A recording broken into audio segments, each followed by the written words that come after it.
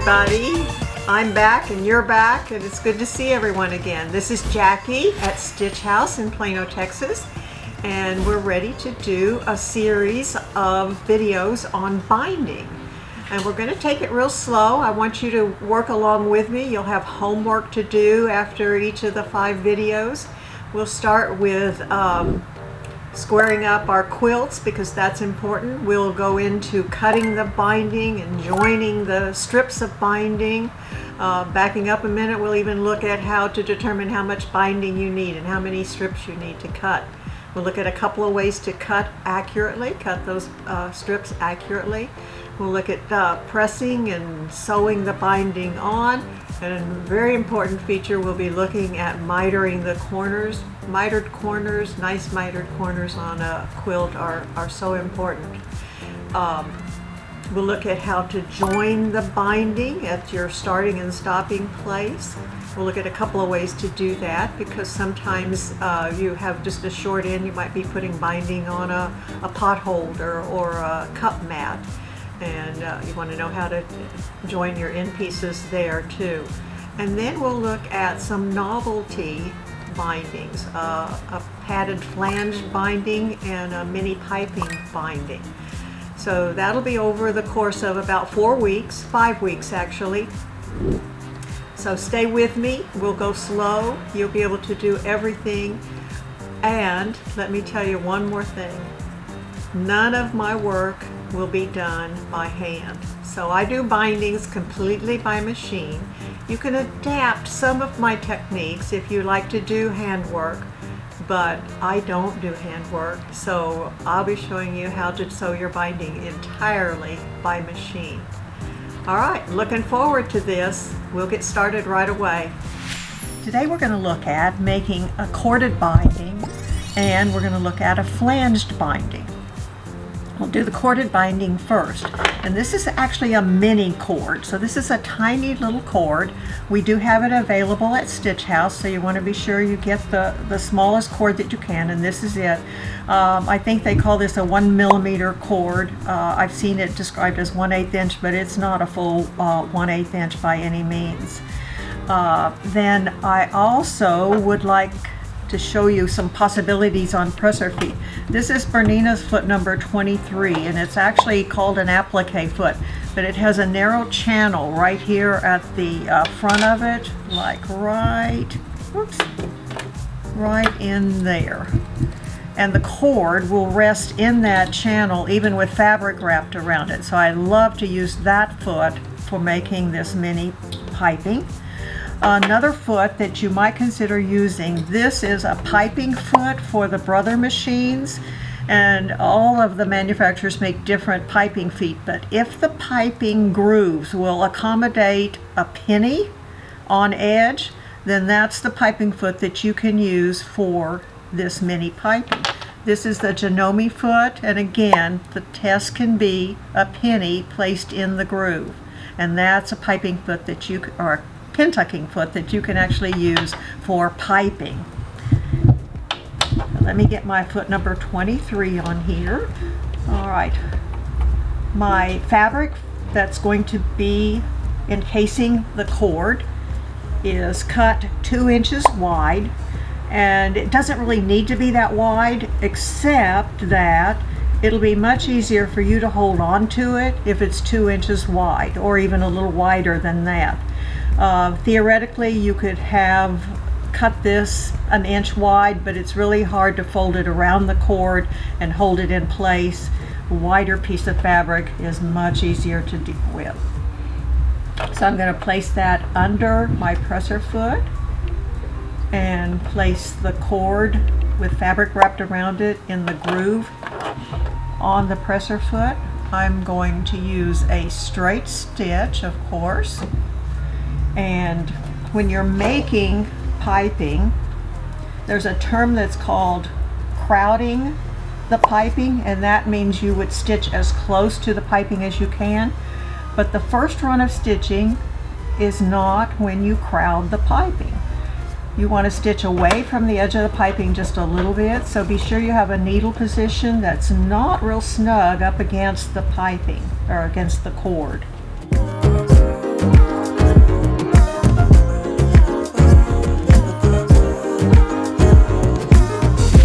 cord moved away from the fold of the fabric, and I wasn't catching the cord, so I had to stop and take out a few stitches and restart. I want to catch the cord between the fold and the stitching that I'm doing right now.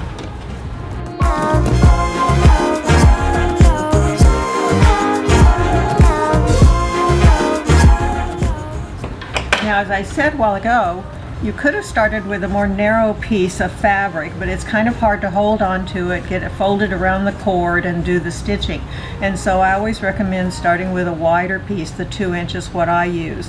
But we don't need all of this width of fabric in our binding. So I'm going to be doing some trimming, and we're going to move over to the cutting mat and the special ruler that I'll use, and we'll show you that.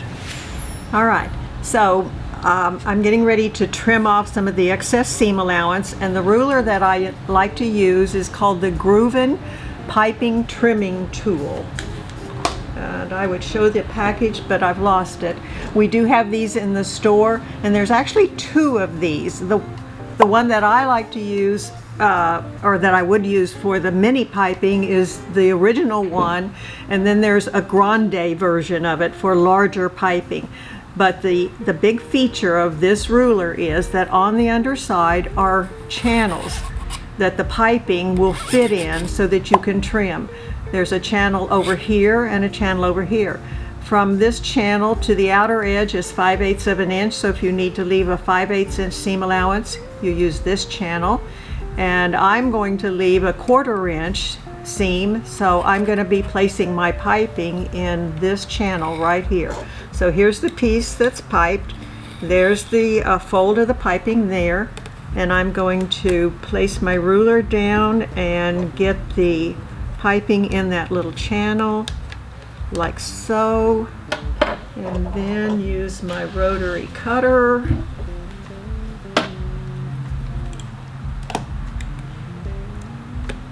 and trim off the seam allowance that I don't need, just like that. Now, when you have a long piece to trim, you can simply slide this.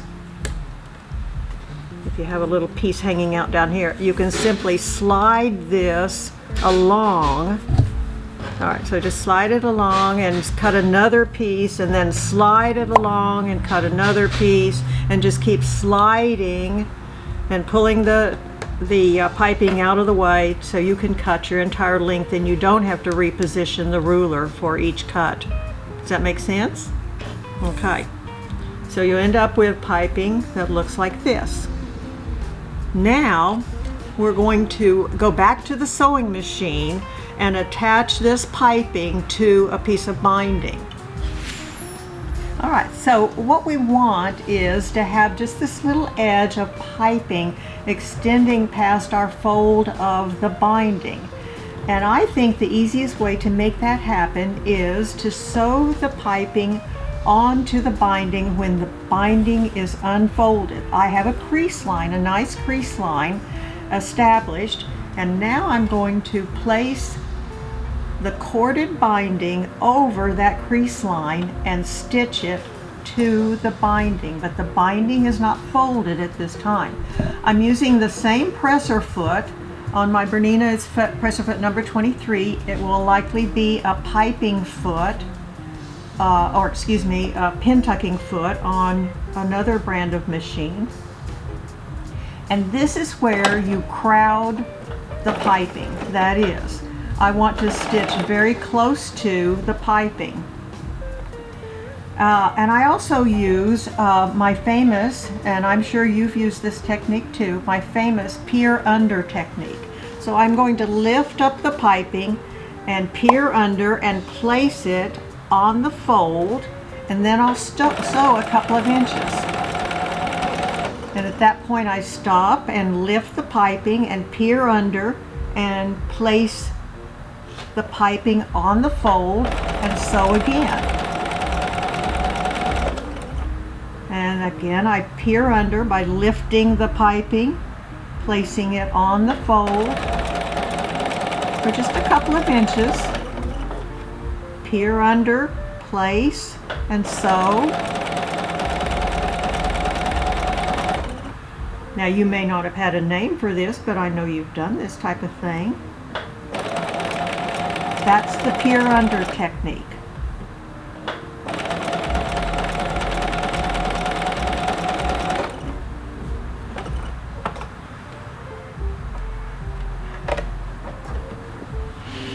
So now when my binding is folded, I have just this very neat little edge of piping showing. We're going to get an up close and personal look at this stitching. I don't know if you can see that black thread, but that's the thread that I was using when I was actually making the piping. And then the white thread is closer to the fold, closer to the cord and the piping, and that was my second run of stitching. That's where I crowd the piping, and that's what allows me to have just this very neat little edge showing past the binding edge. Now that binding goes on just like any other binding does. We'll go back to the machine and look at that, okay? So we're ready to sew our piped binding to actually the wrong side of the sample here, and this is a way that we would start the binding and finish it if we are using a smaller piece. That is, we don't have room to leave a 12-inch opening, so I can't use the nice ruler that I like. I've cut the binding at a 45-degree angle, and I'm going to begin sewing from that point with my standard 1/4-inch seam.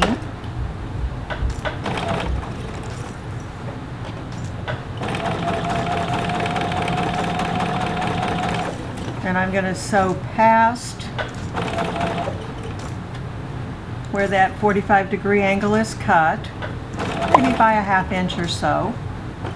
And then I'm going to raise the needle in the presser foot and pull my fabric out to the side and fold the binding as I would normally sew it. And then I'm going to stitch over maybe a 1/4 inch of my previous stitching and just continue sewing.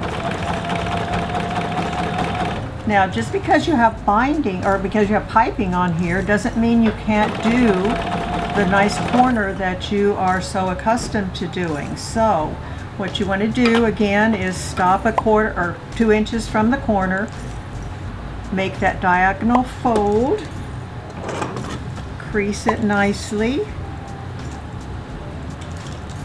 and then mark the crease.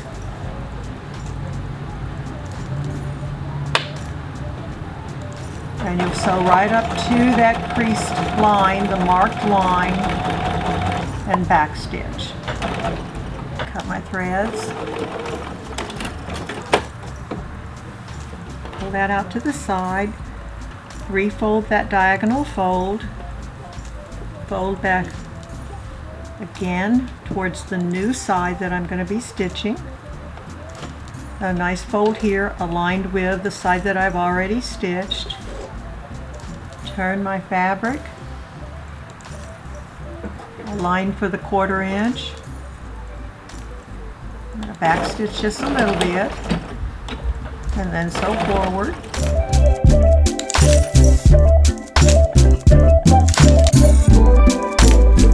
I'm going to stop there because I want to show you what that will look like.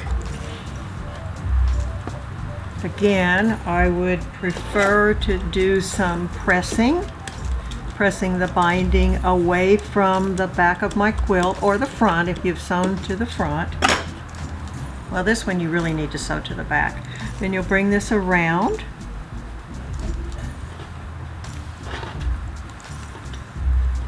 Like so.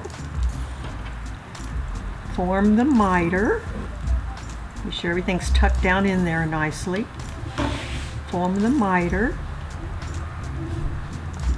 See how nice that can come together there? And then to secure this, you will stitch in the ditch that That is the seam that joins the piping to the binding. Stitch in the ditch. And I would highly recommend monofilament thread there, although you could use a thread that matches the piping. But monofilament is wonderful. If you're using the polyester monofilament, it's wonderful because if you happen to catch a little bit of that green, the binding, it won't show. So isn't that a pretty binding? And it's really doable, and you still get your nice mitered corner with it. Okay, we're going to reset the machine for another novelty binding, so give us just a minute here. All right, so now we're going to look at one of my favorite bindings. This is called a flanged binding, and I've seen this done before, but an issue that I have with flanged bindings is that the flange is limp. I mean, there's no other way to put it, but the flange is limp. And so I've come up with a way to have a bit of a padded flange and a very even flange. I find I'm seeing that the limp flanges are very irregular in width, and I like precision, and I know that you do too. So let's look at how to make a slightly padded flanged binding so you don't have to be sewing limp flanged bindings. So you need 2 pieces of fabric, of course, one for the flange, and the flange is actually cut wider than the binding fabric. So this is my flange fabric, and it is cut 1 3/4 inches wide, 1.75, 1 3/4 inches wide. And this is my binding fabric, and it is cut 1 1/4 inches wide, 1.25, 1 1/4 inches. And do you know that AccuQuilt has dies that enabled me to cut both of these on the AccuQuilt cutter? Didn't have to cut them with a rotary cutter and mat at all. So they're very consistently cut. All right, so I'm going to place the raw edges of those 2 pieces, right sides together, of course.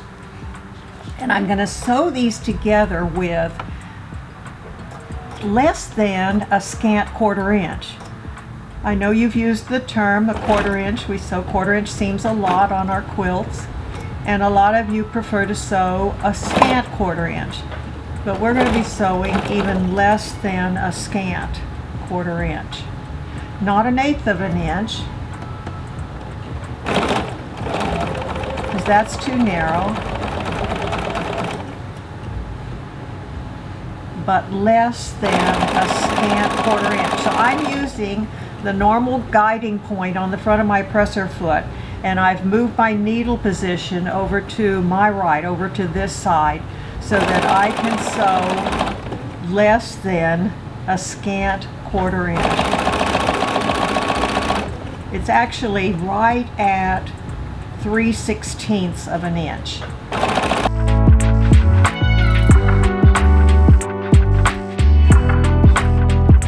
I've got some seam coming up here, and I don't want it to pop up in front of my needle, so I've got hold of my stylus to hold things down.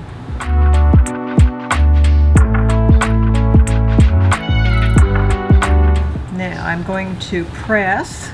I'm going to press my seam allowance towards the wider piece of fabric, and then I will press again, bringing the flange wider piece of fabric around the seam allowance. So that gives me a little body in my flange. Instead of just having a fold of fabric, I've got the seam allowance in there too. And the seam allowance allows me to have a very consistent width to that flange. All right, so again, pressing, and let's get my little pressing tool, pressing towards the flange fabric, which is the wider piece of fabric.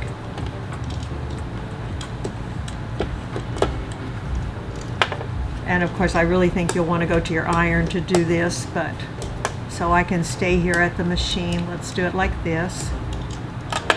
All right, and then there's your seam allowance going towards the wider piece. Then bring the flange fabric around the seam allowance and press again.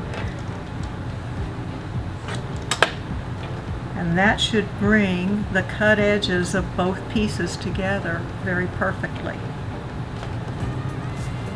So no more limp flanges. Now your flange has a little body to it, and it will be much more consistent in width. Do you like that? So that may be a flanged binding, may be new to some of you, may be something some of you have done before, but I would encourage you to try this method so we won't be seeing any more limp flanges. All right? Now, when you sew this on, you'll want to sew it to the wrong side. All right? So your flange edges down against the wrong side, stitch on with a 1/4 inch seam, bring that around to the right side, and then you can use your monofilament thread to stitch in the ditch. You don't get out of mitering the corners. You still miter the corners just like we did before, so that when you come around here, everything miters beautifully. The flange even miters beautifully. Stitch in the ditch to hold everything in place. Simple enough. I do want to show you one other thing, because we haven't addressed the issue of how to close up a short end like we have here. So remember that we stitched a little ways with the binding open, and then we came over and stitched on top of both layers of binding. So that leaves us this nice little edge that we can then stuff the end of our binding into, and so that's the look you'll have when you bring it to the right side. So it's not stitched, but it will stay in place nicely, especially if you remember that I suggested you fold under a 1/2 inch here instead of just a 1/4 inch, and that way when this tucks in, you'll never have to worry about seeing that again. So we get that tucked in, come to the machine, sew it, starting here, finishing here, you're ready to go. Okay? I think that's all I know today.